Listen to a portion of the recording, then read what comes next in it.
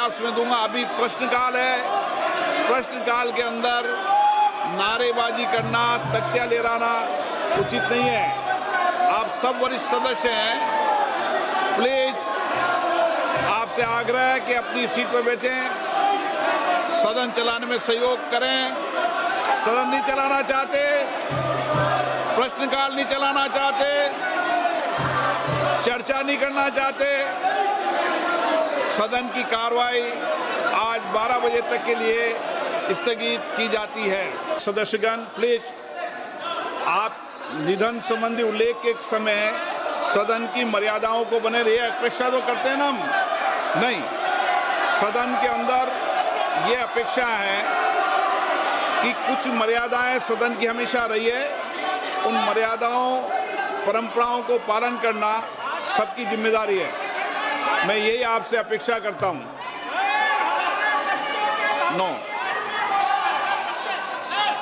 मेरी सदन में हमेशा ये अपेक्षा रहेगी, सदन की परंपरा और प्रतिष्ठा को बनाए रखें। मैं सबको उचित समय देता हूं, सार्थक चर्चा हो, संवाद हो, तर्क हो, इसके लिए संसद है।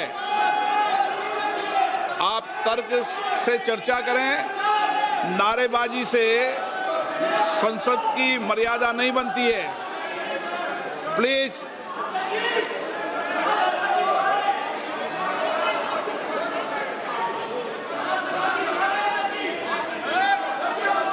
प्रश्नकाल। सभासदों, माननीय अध्यक्ष जी,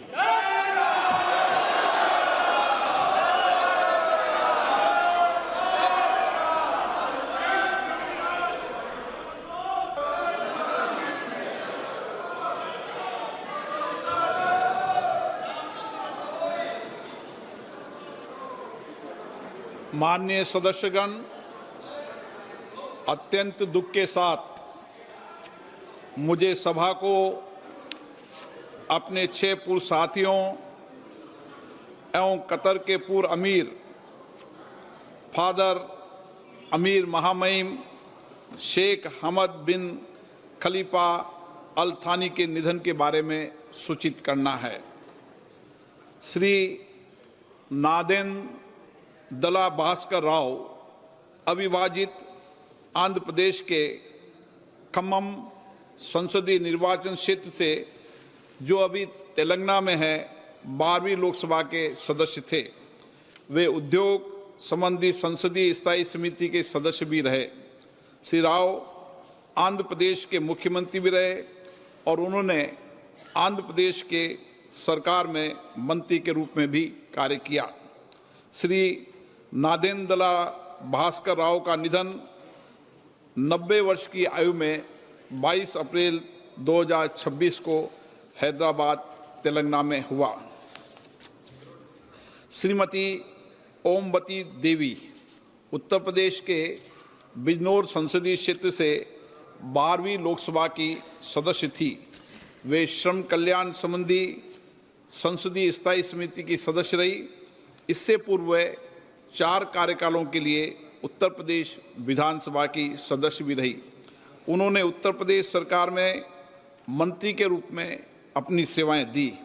श्रीमती ओमवती देवी का निधन 77 वर्ष की आयु में 8 मई 2026 को बिजनौर, उत्तर प्रदेश में हुआ। श्री सुधांशु शील पश्चिम बंगाल के कोलकाता उत्तर पश्चिम संसदीय क्षेत्र से 14वीं लोकसभा के सदस्य थे। वह शहरी विकास संबंधी संसदीय स्थायी समिति के सदस्य रहे। इससे पूर्व पश्चिम बंगाल विधानसभा के सदस्य भी रहे। श्री सुधांशु शील जी का निधन 81 वर्ष की आयु में 14 मई 2026 को कोलकाता, पश्चिम बंगाल में हुआ।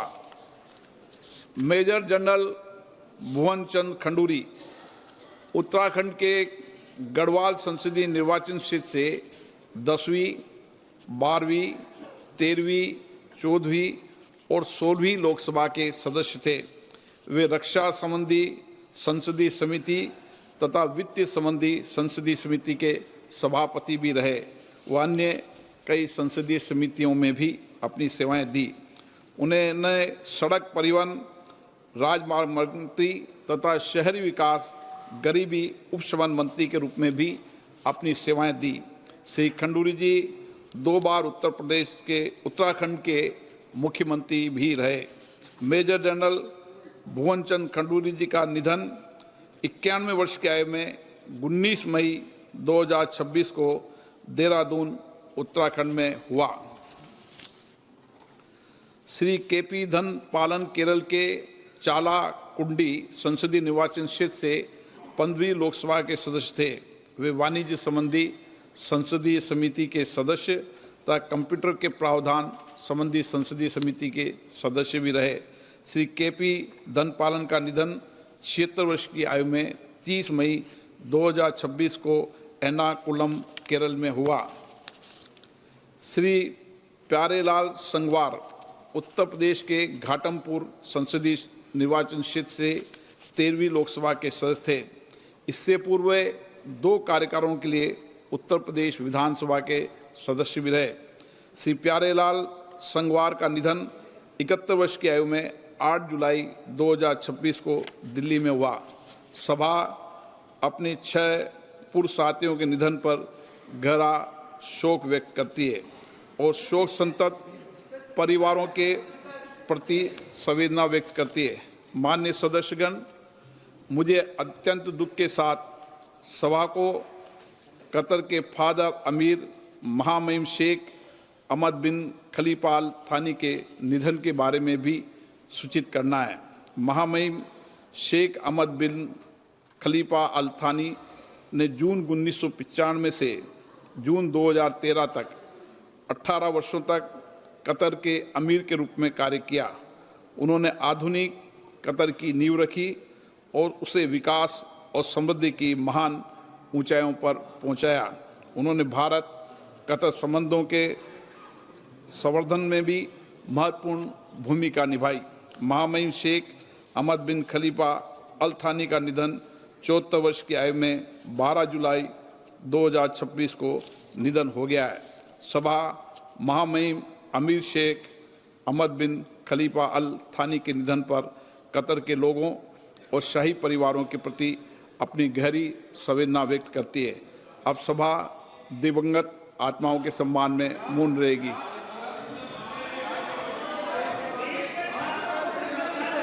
प्रश्न। माननीय सदस्यगण, प्लीज आप निधन संबंधी उल्लेख के समय सदन की मर्यादाओं को बने रहिए। अपेक्षा तो करते हैं ना हम? नहीं, सदन के अंदर ये अपेक्षा है कि कुछ मर्यादाएं सदन की हमेशा रही है। उन मर्यादाओं, परंपराओं को पालन करना सबकी जिम्मेदारी है। मैं यही आपसे अपेक्षा करता हूं।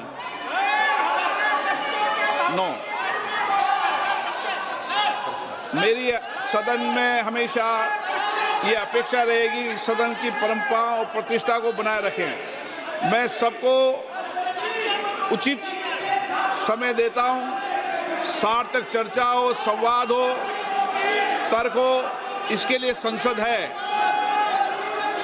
आप तर्क से चर्चा करें, नारेबाजी से संसद की मर्यादा नहीं बनती है।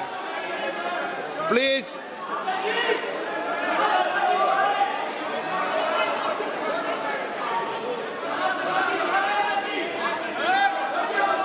प्रश्नकाल। प्रश्न नंबर 1 धवन लक्ष्मण भाई पटेल। धवन लक्ष्मण भाई पटेल। प्रश्न नंबर 1